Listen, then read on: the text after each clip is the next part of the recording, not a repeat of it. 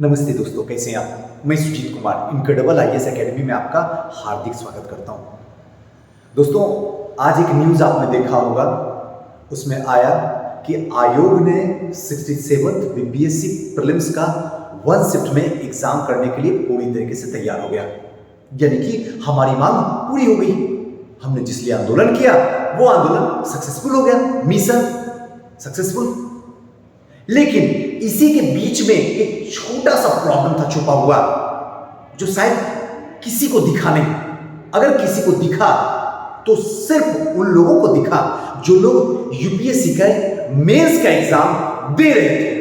मुझे पता है कि बहुत कम बच्चे हैं, इसमें कोई शक की बात नहीं है, और इसके लिए कोई आवाज उठाने वाला नहीं है। अब जितने से बच्चों के लिए कोई भला क्यों आवाज उठाए। तो कितना मनाने के बाद, कितना मार खाने के बाद, इस तरीके से होने के बाद तो हम इसको 1 शिफ्ट में करवाए हैं, परसेंटाइल को खत्म करवाए हैं। अब कौन यूपीएससी के लिए आवाज उठाए? लेकिन नहीं, यूपीएससी को कैसे छोड़ दें? ये तो हमेशा हमारे लिए है। अगर बिहार और यूपी जाना जाता है तो सिर्फ आज 21वीं सदी के लिए सबसे अधिक आईएएस आईपीएस देने वाला अगर कोई स्टेट है इस इंडिया में तो वो बिहार और यूपी है। और बिहार और यूपी से ही बच्चे, खास करके हिंदी मीडियम वाले, ज्यादा मेंस लिखते हैं। तो अगर आप 21 सितंबर को डिसाइड कर लिए कि 1 शिफ्ट में 67th बीपीएससी प्रीलिम्स का एग्जाम मैं ले रहा हूं, तो तनिक 1 मिनट के लिए सोच लीजिए कि पास में यूपीएससी का मेंस हो रहा है। 25 सितंबर तक मेंस है। अब 25 सितंबर 28 के बाद जब दिल करे, जो दिल करे, जो दिन करे, आप उसमें एग्जाम ले लीजिए ना। कोई इतराज नहीं है, कोई प्रॉब्लम नहीं है। लेकिन अगर इसके बीच में आप देते हैं तो अगर कोई गरीब का बच्चा यूपीएससी का मेंस लिख रहा होगा और बड़ी उम्मीद होगी, क्योंकि बीपीएससी और यूपीएससी कहना बड़ा मुश्किल है कि अगर मेंस लिख रहे हैं तो इंटरव्यू कॉल आएगा या नहीं भी आएगा। ऐसे में इस 21वीं सदी में 2 ऑप्शन होना बेहद जरूरी है। यह आयोग भी इस बात को जान रहा है, इस बात को सारे नेता लोग भी जानते हैं, इस बात को आप लोग भी जानते हैं। पता नहीं है तो ऐसी कंडीशन में एक ऑप्शन आना जरूरी है। अगर कोई बच्चा दिल्ली से चल के बिहार के सारण जिला, गोपालगंज या फिर चंपारण में एग्जाम देता है तो तनिक सोचो क्या होने वाला उसके साथ में। पैसा गया वो तो गया ही गया, समय गया वो तो गया ही गया। स्ट्रेस, टेंशन, डिप्रेशन और मार्क्स नीचे हो जाएगा। और एक मार्क से इंटरव्यू कॉल नहीं आता जी, नहीं आता है।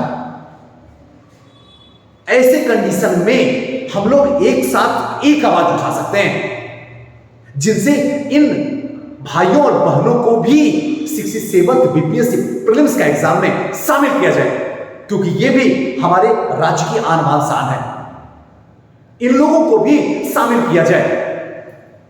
और इनके लिए सबसे पहले तो माननीय मुख्यमंत्री श्री नीतीश कुमार सर प्लीज आपसे हार्टली गुजारिश है, आप अगर सुबह को सुबह कहोगे ना सर तो सुबह होगा, और अगर सुबह को रात कहोगे ना सर तो लोग रात मानने के लिए तैयार होगा।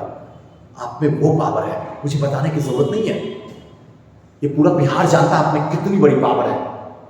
तो सर अगर ये एहसान एक और कर दोगे ना तो बीपीएससी में जो बच्चे सारे खड़े हैं ना वो सारे एग्जाम दे सकेंगे। और अगर ये एहसान नहीं हो पाया तो जो लोग यूपीएससी को क्रैक नहीं पढ़ा पाएंगे, अगर जिनका सिलेक्शन नहीं हो पाएगा मेंस में, वो जीवन भर अपने से शिकायत करते रह जाएंगे। उनका दर्द कोई नहीं देखेगा, हाँ कोई नहीं देखेगा, वो बस घुट घुट के मर जाएंगे। सर हो सकता है पास कर जाए तो टॉपर हो जाए, सारी बातें भूल जाए, वो अलग बात है। लेकिन अगर सिलेक्शन नहीं हुआ ना सर, मर जाएंगे। जिंदा तो रहेंगे लेकिन जिंदा लाश की तरह रहेंगे। और ये कोई और नहीं सर, आपकी सुबह के बेटे बेटियां हैं, आपकी सुबह के इन पे भी आपको एक बार ध्यान देनी चाहिए। कुछ नहीं सर, बस 7 दिन आगे बढ़ा दो ना, बस 7 दिन।